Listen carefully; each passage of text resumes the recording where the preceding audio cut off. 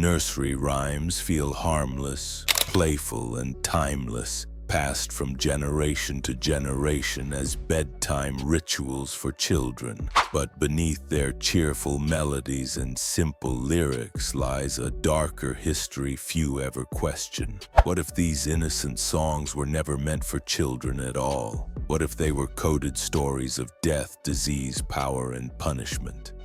1. Ring Around the Rosie. Ring Around the Rosie is perhaps the most unsettling example of how something grim can be disguised as a playful children's rhyme. Sung in circles on playgrounds, it ends with laughter as everyone falls down. Yet one of the most popular theories links this rhyme to the Black Plague, one of the deadliest pandemics in human history. During outbreaks, a ring or rash appeared on victims' skin, often a sign that death was near. The Rosie may reference the reddish marks associated with infection, turning a childlike image into a symbol of disease. The line, "a pocket full of posies," is believed to refer to flowers people carried to mask the overwhelming stench of death.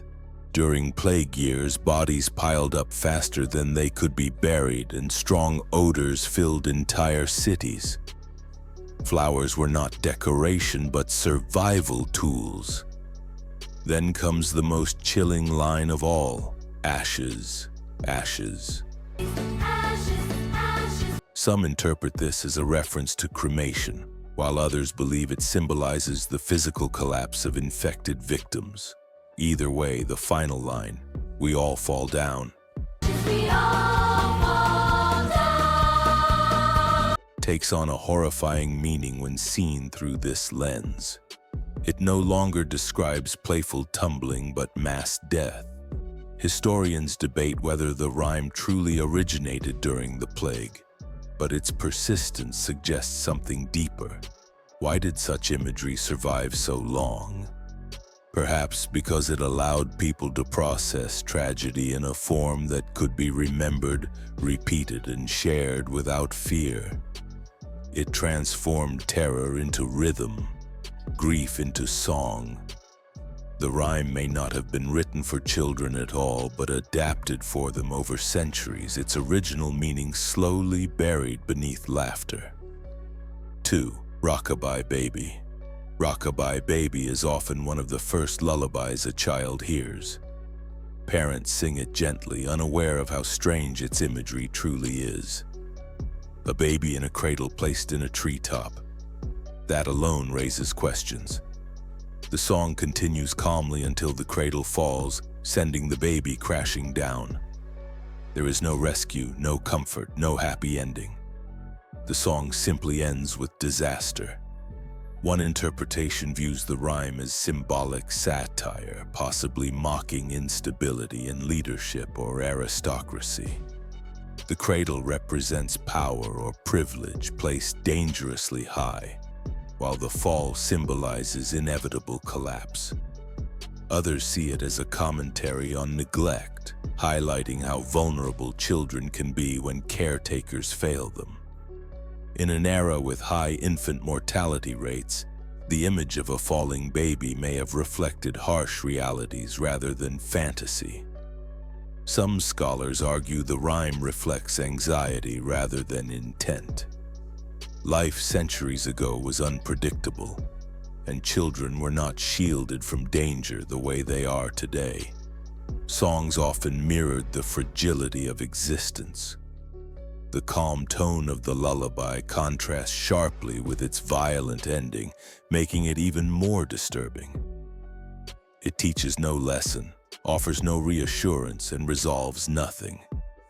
Instead, it lingers unsettling once you truly listen. The question becomes unavoidable. Why was such a song ever used to comfort children? Perhaps because adults themselves were conditioned to accept loss as normal. What sounds horrifying now may have once felt honest. Over time, repetition dulled the meaning, leaving only the melody behind. 3.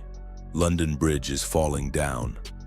London Bridge is Falling Down feels like a harmless tune about a broken structure. Children sing it while building towers of blocks or holding hands in games. Yet the repeated emphasis on destruction hints at something far more serious. London Bridge has collapsed, been damaged, and rebuilt multiple times throughout history. The rhyme may reflect real events involving death, chaos, and fear. One of the darkest theories involves ancient beliefs that a bridge could only stand if a human sacrifice was buried within its foundation. According to folklore, the spirit of the sacrificed person would protect the structure. While there is no concrete evidence that such rituals occurred in London, similar myths exist across Europe. The rhyme's repeated attempts to rebuild the bridge using different materials may symbolize failed solutions, each unable to prevent collapse. Over time, the rhyme lost its context. The darker meaning faded, but the structure remained, echoing history through melody. 4. Mary, Mary, quite contrary. Mary, Mary, quite contrary appears gentle and poetic, but it may be one of the most disturbing rhymes of all. Many theories link Mary to Queen Mary of England, also known as Bloody Mary, who persecuted Protestants during her reign.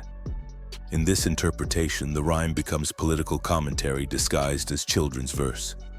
The garden may represent graveyards filled with the bodies of those executed for their beliefs. The silver bells and cockle shells are believed by some historians to be references to torture devices used during religious persecution. Even pretty maids all in a row has been interpreted as a grim reference to executions or imprisonment. Whether or not these theories are accurate, the rhyme's imagery is undeniably strange for a children's song. It asks questions without answers and presents symbols without explanation. That ambiguity may have made it safe to pass down orally, especially during times when criticizing authority openly could be dangerous. As with many nursery rhymes, satire and secrecy may have been essential to survival. 5. Jack and Jill. Jack and Jill is often taught as a simple story about two children fetching water, but darker interpretations suggest it may reference political downfall or execution. In some theories, Jack and Jill symbolize figures of authority who fall from power. The hill represents status, while the fall represents punishment or loss of position. During eras when criticizing leaders could lead to death, encoding messages in rhyme was safer than direct speech. A fall, a broken crown, and a tumble afterward may not describe clumsiness, but consequences. Even the shared fate of Jack and Jill suggests collective downfall rather than individual accident. Like other rhymes, Jack and Jill survived because it could be interpreted innocently. Children heard a story. Adults heard a warning. Over time, the warning faded, leaving behind a catchy tune disconnected from its roots. If this changed how you hear childhood songs, like the video and subscribe for more hidden stories behind familiar things. The past is always closer than it sounds.